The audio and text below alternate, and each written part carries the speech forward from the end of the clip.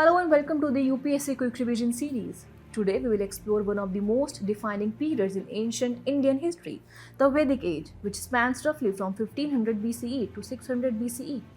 This period marks the emergence of the new agrarian civilization following the decline of the Indus Valley civilization and the composition of the sacred Vedas.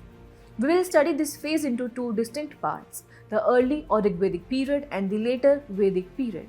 In this session, we will cover the Vedic literature, along with the political, social, and economic life of these periods, and finally the evolution of the religious and the philosophical thought that shaped early Indian civilization. Our primary source of knowledge about the Vedic age comes from Vedic literature, collectively known as Shruti, meaning that which is heard, or knowledge passed down orally from generation to generation. This literature comprises the four Vedas: Rigved, the oldest, which contains hymns dedicated to various deities; Yajurved, which lays down the rituals and sacrificial formulas; Samved, focusing on chants and melodies used during rituals; and Atharvaved, which deals with everyday life, including spells, charms, and healing practices. Alongside these, we have the Brahmanas, which explain ritual procedures and their meanings, the Aranyakas, which represent forest meditations and philosophical reflections, and the Upanishad, also known as the Vedanta, which explore profound concepts like the Atman, that is soul, Brahman, that is universal reality, and the Moksha, that is liberation. The political structure underwent significant transformation between the Rigvedic and the later Vedic periods. During the Rigvedic period, the primary political unit was the Jan or tribe. The Rajan or king was more of a tribal chief than a monarch.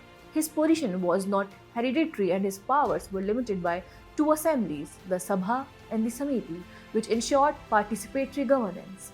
By the later Vedic period, the use of iron tools revolutionized agriculture, enabling forest clearance and territorial expansion. This gave rise to Janpads or regional kingdoms. Kingship became hereditary and rulers began assuming titles such as Samrat or Ekrat.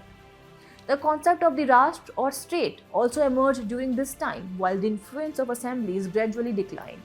In terms of society, the Rigvedic period was relatively egalitarian. The Varna system existed but was occupation based, not determined by the birth.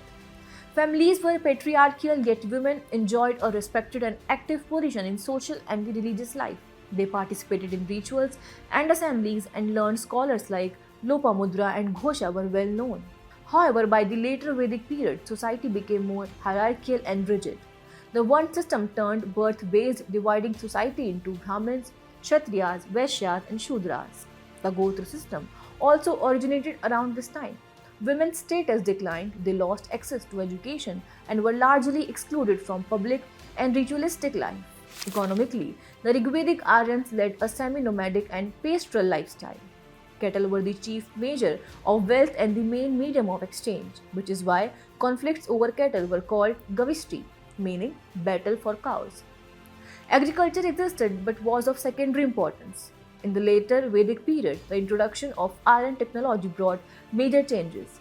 Iron plows and tools made it possible to clear dense forests of the Ganga plains, turning agriculture into the main occupation. People began to settle permanently, and crops like rice, wheat, and barley became staples. Alongside agriculture, trade, craft, and early urban centers also began to emerge. The religion of the Rigvedic people was simple and nature centric. They worshipped natural forces personified as deities: Indra, the god of rain and war; Agni, the fire god and messenger between humans and gods; the Varun, the guardian of cosmic order. Rituals and sacrifices were modest, aimed at maintaining harmony with nature. In the later Vedic period, however, religion became increasingly ritualistic and priest dominated. Elaborate sacrifices like the Ashwamedh, that is the horse sacrifice, and Rajasuya, that is royal consecration, elevated the power of the Brahmin priesthood. New deities such as Prajapati, the creator, Vishnu, the preserver, and Rudra, the destroyer, gained prominence. Towards the end of this period, a reaction emerged against excessive ritualism, giving rise to philosophical inquiry in the Upanishad, which emphasized knowledge, action, and unity of Atman and Brahman as the path to liberation. So that was a comprehensive overview of the Vedic age, its literature, politics, society, economy, and evolving religious thought. This period not only laid the foundation of Indian civilization but also shaped the spiritual and social ideals that continued for centuries. I hope you have understood the concept clearly. Now, let's test our understanding with a few quick questions.